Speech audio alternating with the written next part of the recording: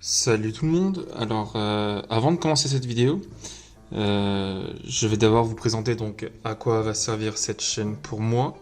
Cette chaîne va servir, comme vous avez pu le voir au nom de la chaîne, va me servir en tant que support d'aventure entre guillemets, car je vais vouloir passer donc d'une montre classique, basique, à une qui est très belle d'ailleurs, à une montre très chère, qui sera également très belle. Donc la montre très chère, comme vous avez pu le remarquer, ce sera une Rolex, si on y arrive. On y arrivera un jour, j'espère. Peut-être dans quelques années, mais on y arrivera. Et pour cela, je pense que comment dire, m'inspirer de certains concepts qui existent déjà, comme par exemple de passer de 1 euro à 100 euros, etc. Donc, on va tout d'abord commencer par cette montre qui est très très belle. Donc, c'est une montre italienne, enfin qui vient d'Italie, qui a été fabriquée en Chine. Donc, c'est une montre qu'on m'a offerte.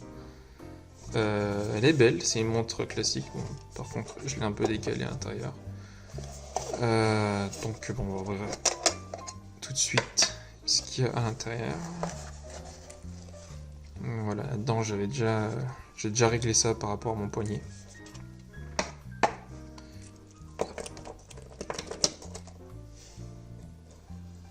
Tac.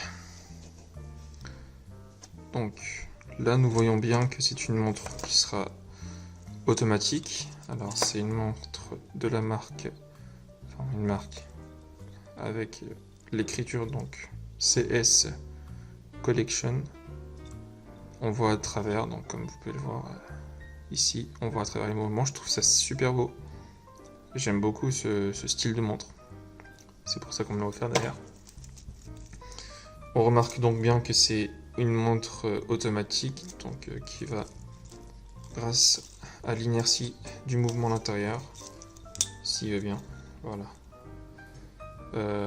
se recharger. On pourra également, donc on voit, alors j'ai essayé de prendre quelque chose d'assez fin, je vais prendre un petit stylo.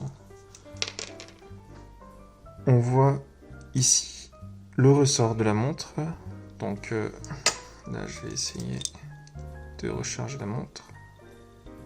Je sais pas du tout si à la caméra on voit le ressort bouger, peut-être un petit peu, oui.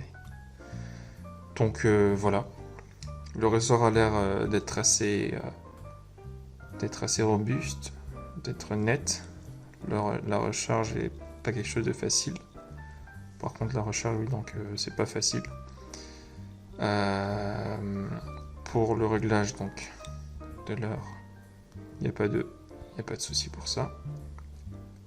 Fonctionne très bien. Donc, pour moi, cette montre, pour débuter, bien sûr. Alors, je connais pas son prix, malheureusement, comme c'était un cadeau. Mais pour débuter, c'est une très belle montre. Qui doit faire à peu près plus d'1 pouce de diamètre. Donc, je dirais aux alentours de 36 mm. Donc pour les petits poignets, ça peut le faire, mais il faut voir. Donc, dans tous les cas, pour les petits poignets, les grosses montres sont déconseillées, voire même proscrites. Donc ce sera à vous de voir. Et pour l'instant, voilà, nous voyons bien donc. C'est peut-être du plaqué or, c'est peut-être juste la couleur or également. Y a-t-il des inscriptions au dos? Non du tout.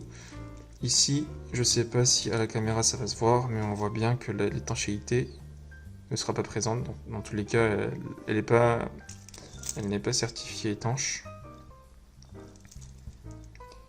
Stainless steel, donc c'est un métal sans stain, donc je ne sais pas à quoi cela correspond.